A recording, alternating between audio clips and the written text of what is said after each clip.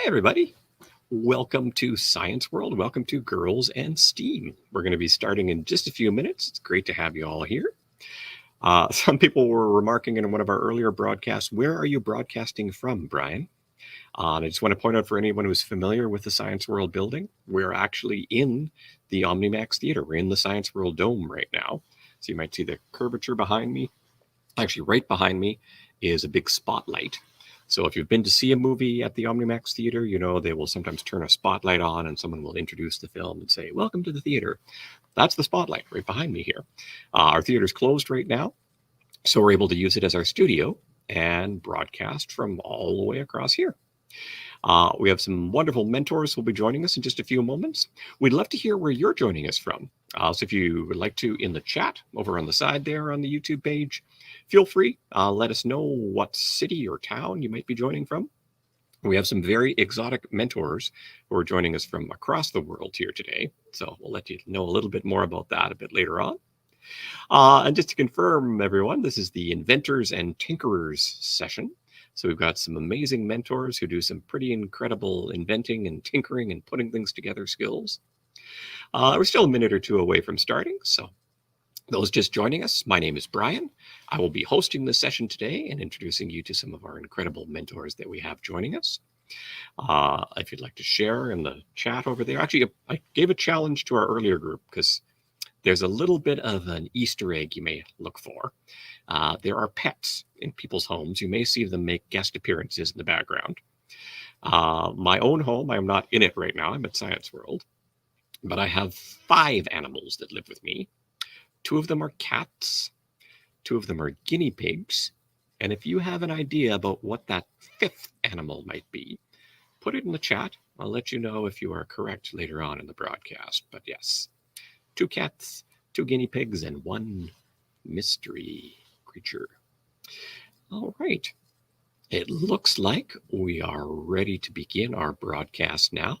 So once again, I'd like to welcome all of you who are joining us. My name is Brian. I am joining you from Science World. And I wanted to acknowledge that Science World is located on the traditional and unceded territory of the Coast Salish peoples. The Musqueam, Squamish, and Tsleil-Waututh have been caretakers of this land for thousands and thousands of years, and we're grateful for the opportunity to work and play in this region. Today, we are looking at inventors and tinkerers.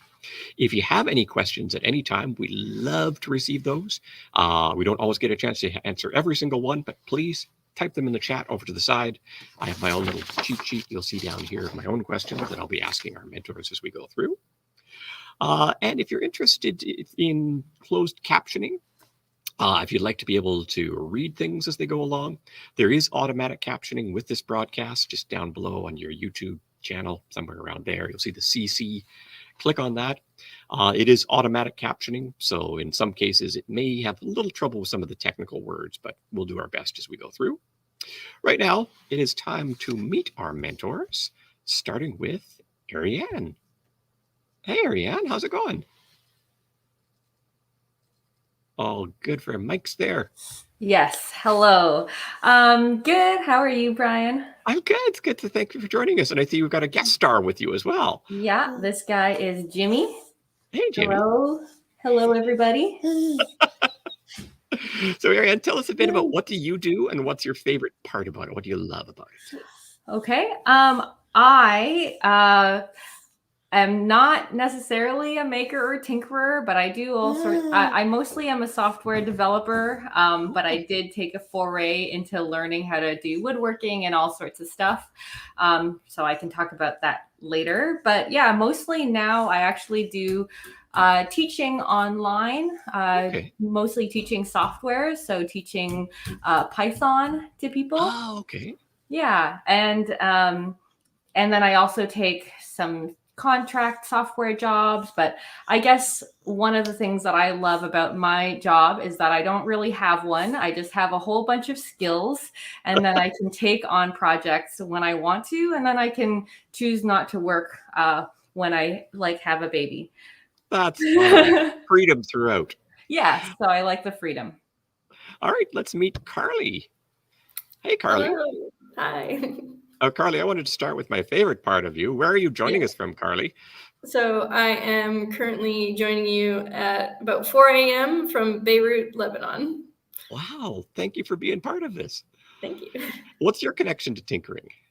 So I would, I guess, introduce myself as an artist and a maker. So I do a lot of sort of artsy things where I'm creating things like ceramics or pottery. I also got into things like laser cutting. And so I hand make books a lot of the time. I do a lot of different ceramics that I'm playing around with. And I also volunteer in a lot of different settings. Like right now, I'm a volunteer with Science World, and I'm doing their scientists and inventors or invaders in the schools program, where I am teaching kids about tinkering a lot for a lot of my sessions. So we talk about like making things and doing things with your hands, trial and error, and things like that. So, and I find like art and tinkering go really well together. Nice. What's one of your favorite tools or toys to make things with?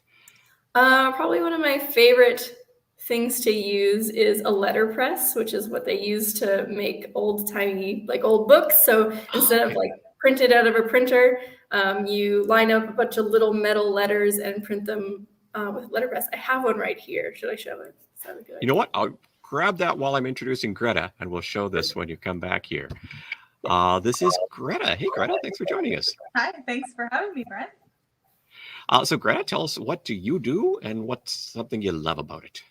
I'm currently a technical designer at Science World, and I love it because it's basically just creative every day. It's something different, and I can be designing and also doing lots of fabrication as well. So I get to be in the shop and doing woodworking and all the hands-on things that I love as well. So nice. Prior to coming to Science World, were there things that you like to make or particular mediums that you like to play with?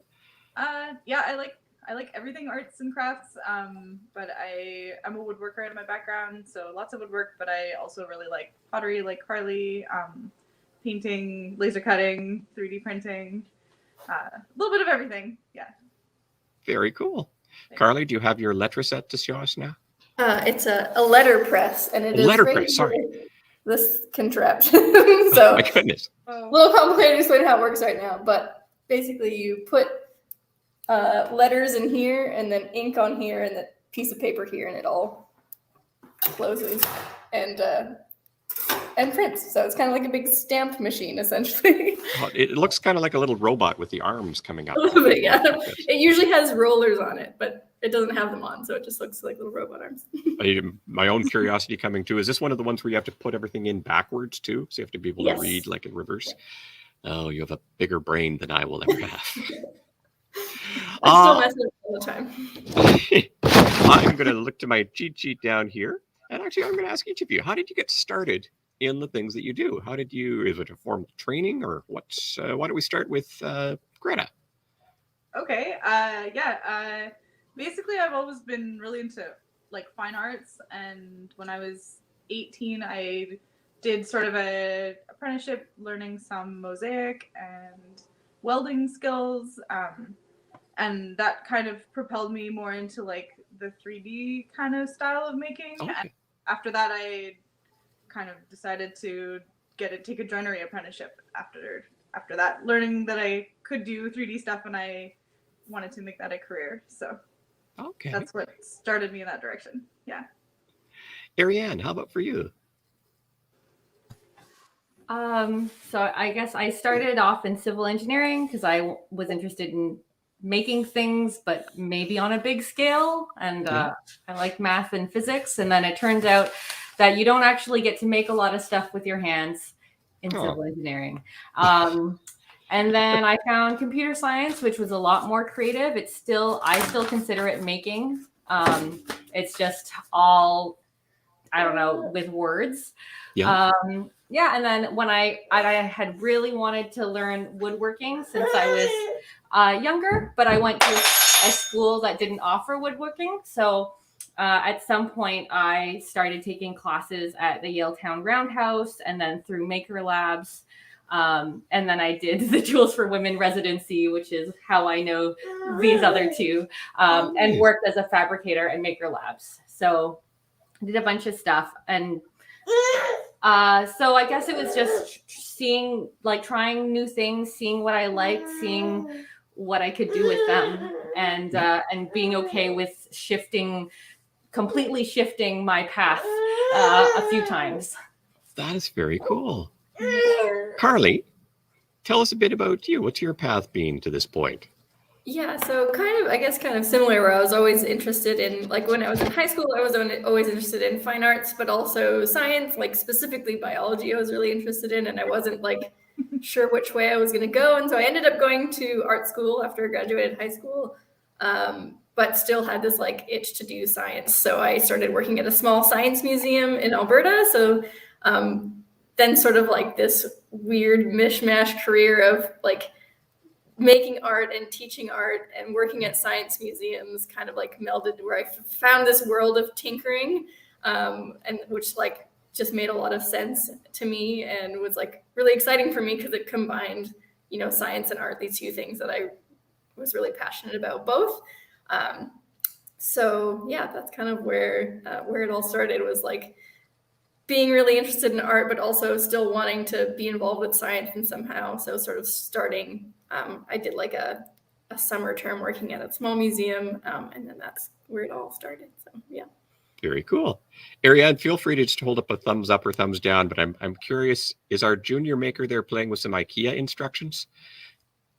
Awesome. There's new makers in the making there. Greta, tell us a bit about this Tools for Women program.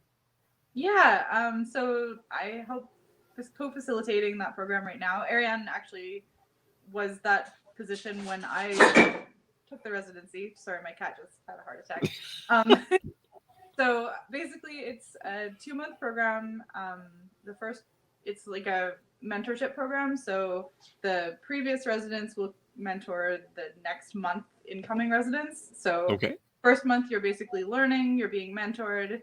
You take wood lab courses, an elective course, CNC and laser cutting courses. And Okay. then in the second month of your residency, you can work on kind of any project you want. And you're also responsible for mentoring the next group that's coming in. So it's kind of like a really good kind of pass it forward way of learning. And it's a good community. We have 4 residents at a time, like each month coming in. So there's 8 in total at any given time.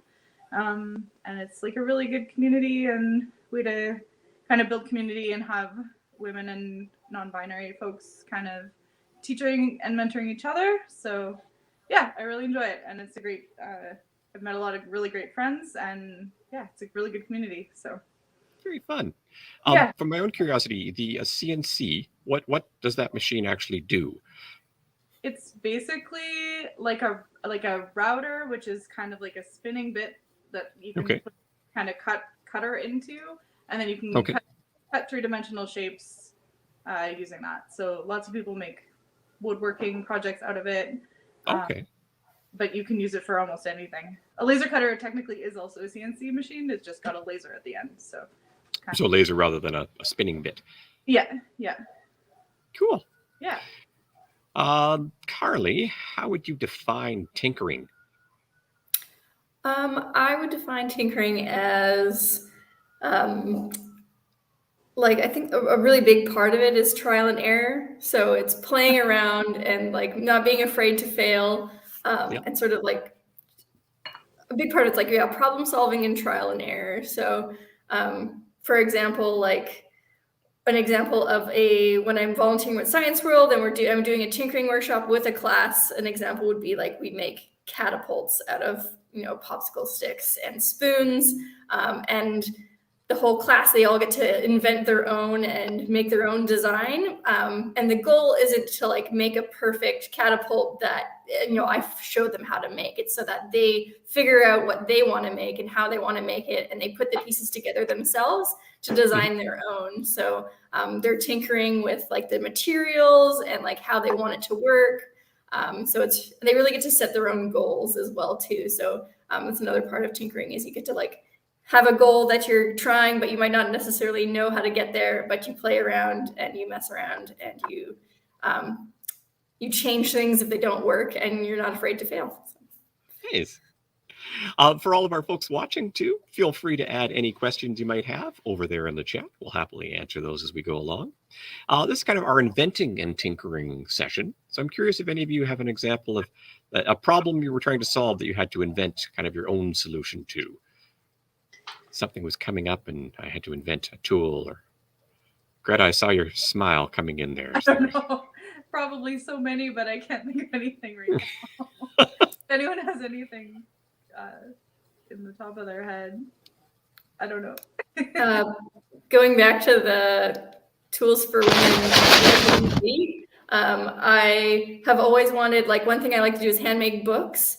And there's this thing that's really good for when you're like gluing pages of a book together or you're binding pages, and it's called like a book press. And they're usually these huge steel things that are really heavy, and they don't make them anymore really. So you kind of have to find them at antique shops, and like you come across them sometimes in antique shops, but they want like $500 for them. They're very expensive.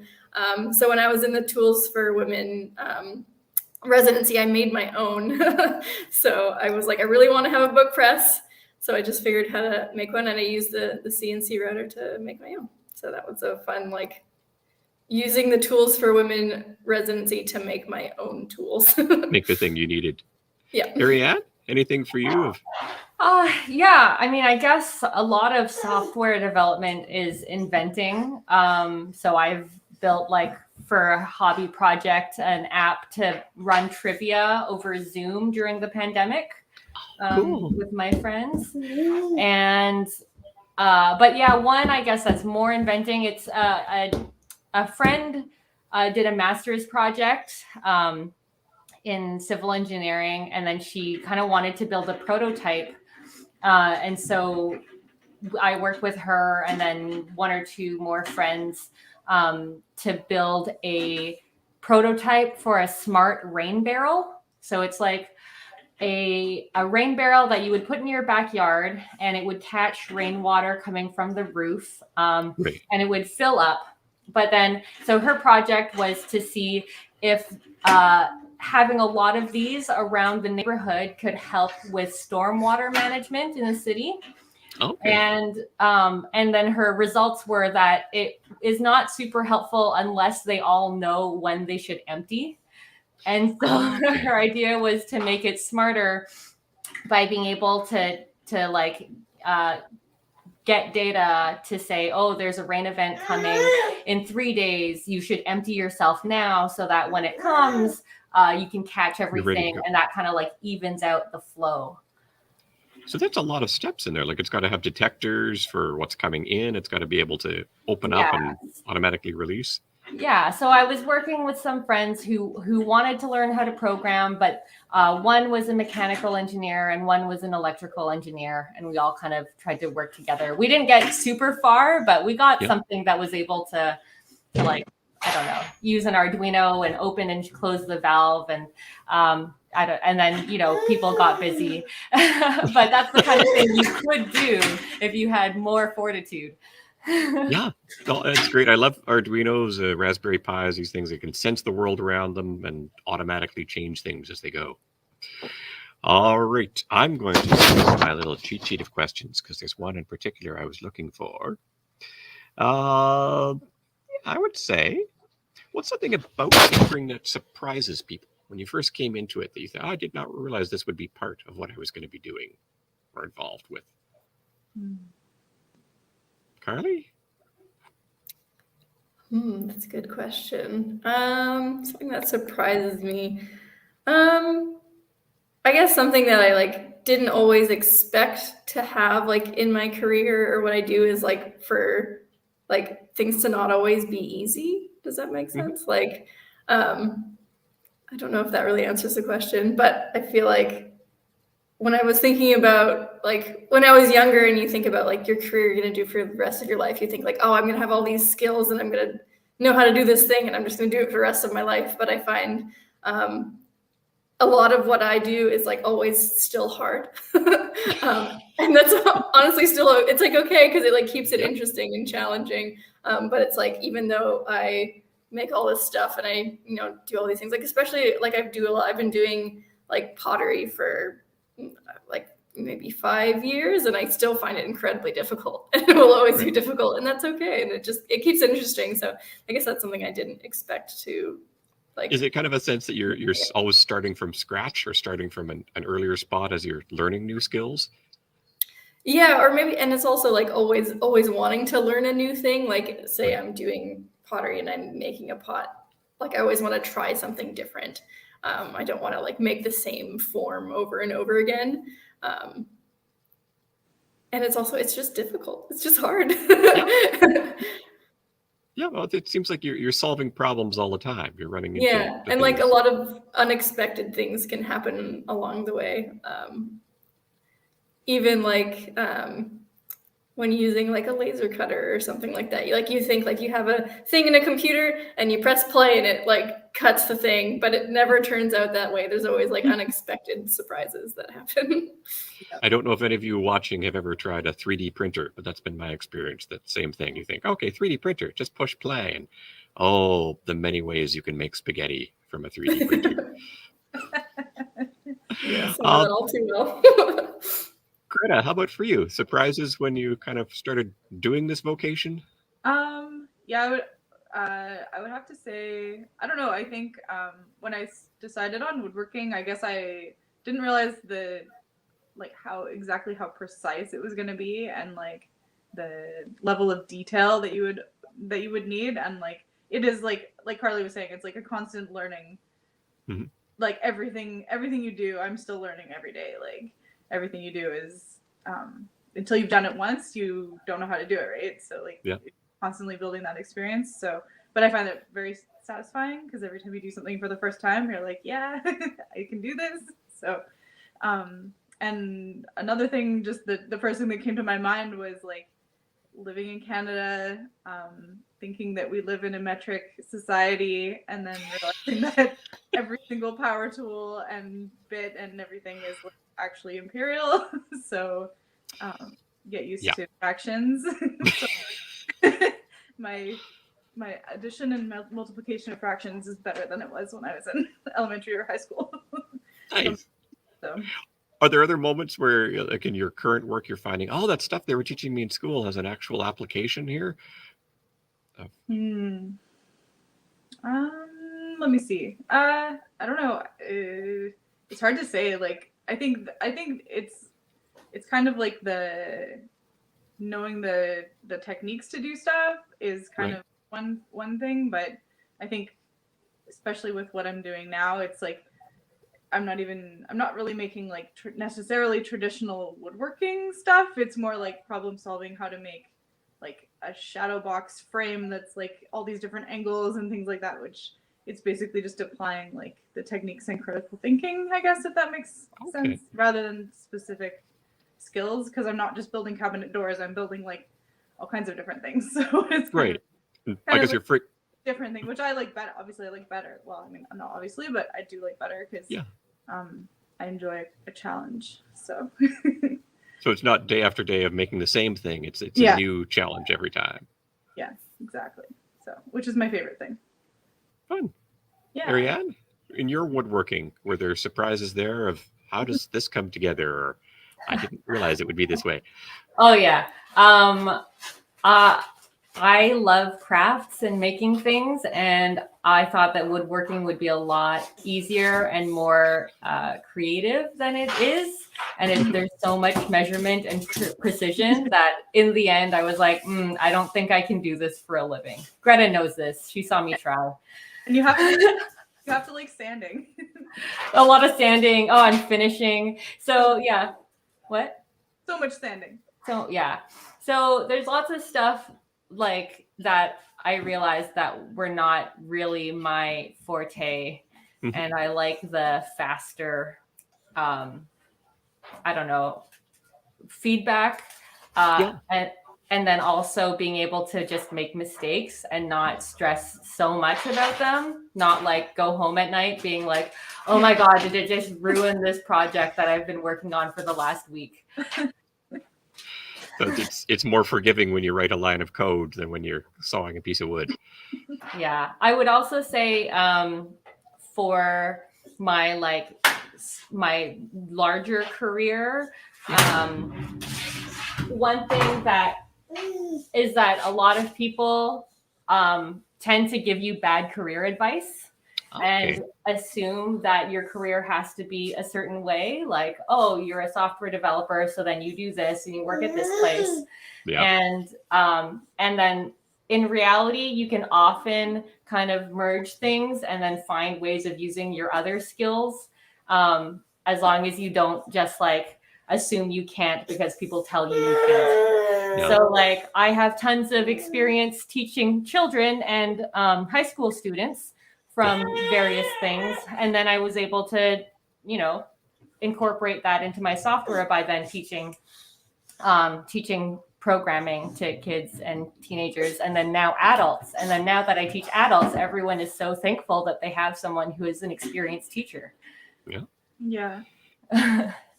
So Greta? you just never know when you can actually pull things in just into something. Your career is not just what you assume it is when you read, when you like think about it or like base it off of, a media or whatever.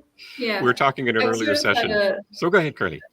I've sort of had a similar experience, like, because when I went to art school, there was kind of this like joke, like, oh, you're going to be like the starving artist. Like, you're just constantly going to be like looking for work. Like, you can't get a job with a fine arts degree. Like, that's kind of what people would always kind of say. But I've been able to do, like, I guess I'm not like an artist in a traditional sense where all I do is like stay in my studio and make art, but like I do teaching and I like make stuff that I sell, and I do sometimes show my stuff in art galleries, but I also like, I do a lot of teaching, and it's led to great opportunities in like museums and things like that. So it's like what you can do with like a degree or something or whatever education you have isn't like, it's not always like what people, like the stereotype of what people think people do with that education or whatever. So I've sort of had a similar experience where I got this fine arts degree and then was like, what am I going to do? And I've done all of these different things that have all been exciting and interesting. So.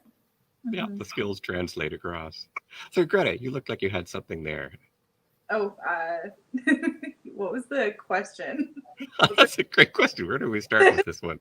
I feel like, like I also changed a lot of things about my career over the years, and like I started out as a cabinet making apprentice, and then like sidelined into mold making and model making. So I've done a lot of like 3D casting and mold making and replication. So, and then now I'm kind of back into a job where it kind of incorporates the woodworking and those other skills. So, I think there's definitely like, especially in the trades and makers and tinkering, I feel like there's a lot of different opportunities that it's not necessarily like the career that people would see in a magazine and think that they want that. You might find like this weird path to like something that you don't really see yourself doing when you're, young at high school or college or whatever. So it's a wonderful thing hearing from everybody's career path. Is it's not here's what we thought in high school you were going to follow step A, B, C,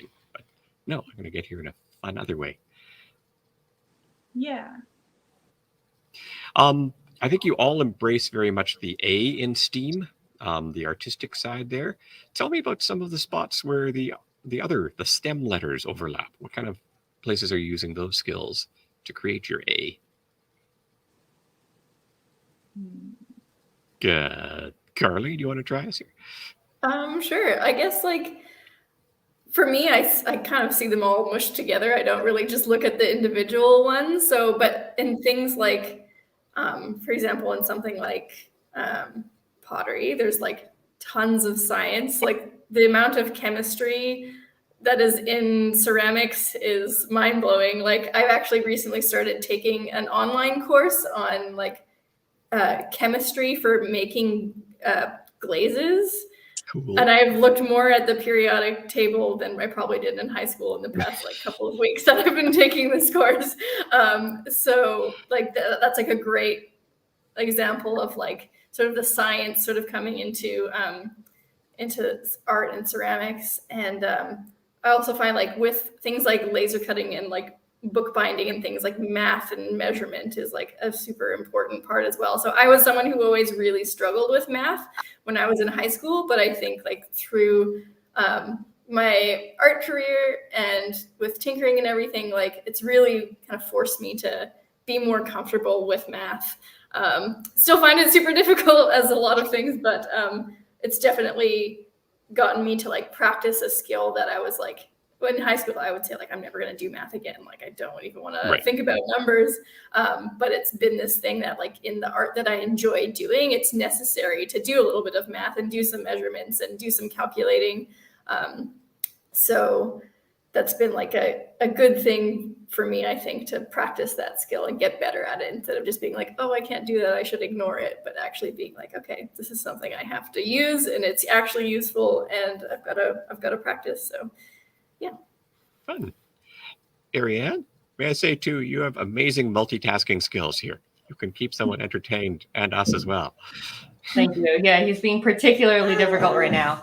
I do not consider myself an artist, and am definitely more technology and math. But I don't know. So I guess I use it all. I use technology all the time, and sometimes math. For art, it's definitely very helpful if you do have that too, even as a software developer, because you have to build interfaces and make things easy for users and have like good empathy and understanding of like how people work. And a lot of software developers do not have that. And so it just like creates bad products or causes so much extra money and time, like iterating through like designers and whatever, when you could be doing a lot of that work yourself. So that's kind of artistic. Yeah, I'll stop there. Thanks. Greta, how about for you? Yeah, I would say probably I incorporate all of them in small ways. Definitely, like I would say with science, there's definitely stuff like I do some casting with like polyurethanes or rubber. So there's definitely, mixing and percentages, and sometimes you have to make something up if you want a certain result. So definitely a little bit of playing around there, and definitely lots of math comes into hand, especially like in woodworking.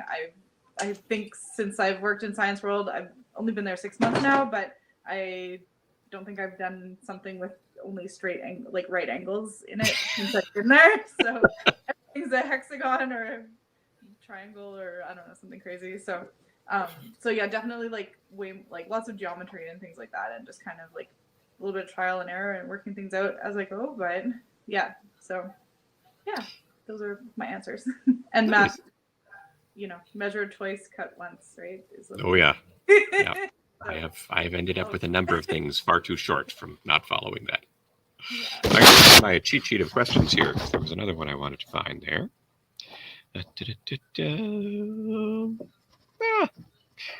Imagine if you had a 14 to 16-year-old you out there. That's our audience today. Any advice you would give that human? Carly? Probably just to like take as many classes as you can. I feel like I really miss being a student, and I can still be a student by like taking classes here and there to learn things. Like I didn't learn like pottery or ceramics when I was in school. Like that was kind of something I did after. But just to learn as many skills as you can, because you never know what you'll use them for, or you might find them useful like way down the line, or you might never use them again, but it's still fun to learn a new skill. So just take as many classes and courses and try as many hobbies as you want, even if you're not good at them. Just like try as many things as you can. Greta? Yeah, I definitely agree with that. I would say, just follow the thing that you're passionate about and the thing that is inspiring to you, because that's going to be what you're probably going to go back to no matter what you choose for university. You're going to eventually get back on the path that makes you happy, hopefully. I think yeah, just keep learning and just study the thing that you want to study. And also, like, especially with tinkering and making, there are lots of classes, like depending where you live, there's lots of kind of like local classes you could do, or YouTube is amazing for tinkering and just learning techniques for different things. So find a project and just figure out a way to make it happen, and find free materials. Like, just teach yourself what you can, and yeah, you can start building your career that way. Just especially these days with the internet and everything, it makes it a lot more accessible for a lot of people. So that would be my advice. Ariane? Sorry, Oh my guys. goodness. That's okay. I would say I didn't find. Sorry. It's okay. I didn't know about this until later, but it turns out I have something called aphantasia, which means that I don't have a mind's eye. So even though I always loved art and loved making things like in certain ways, I was really stuck making art in other ways because of that. So I kind of gave up on art at some point. And so I guess I wish I had known that earlier and tried to figure out ways of coping to like create in ways that, because there are definitely lots of aphantastic artists out there. They just have different methods for doing what they're doing. So I would say don't give up on art and just go heavy into the math and science because you're good at it, because you need both in your life. And yeah, don't just like follow the thing that makes money all the time. And life is long. You have lots of time to do stuff. For any of our right now. Ariane, for any of our viewers who might be similar, are there techniques you can share that they could use if they are, and forgive me if I'm saying this wrong, aphantastic?